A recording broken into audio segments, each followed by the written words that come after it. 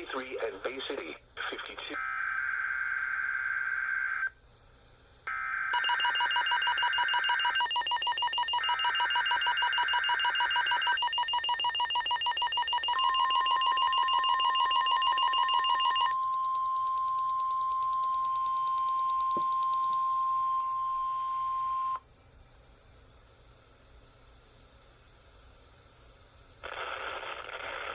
National Weather Service in Chanhassen, Minnesota has just activated the warning alarm on 13 weather radio stations across central and southern Minnesota and west central Wisconsin.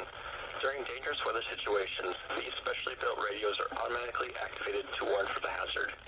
Tests of these radios are normally conducted by the National Weather Service in Chanhassen every Wednesday at 1 p.m. If severe weather threatens the area near the normal test time, the test will be postponed until the next good weather day.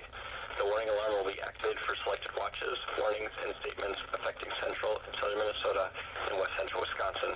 This concludes the test of the warning system. We now return to normal programming.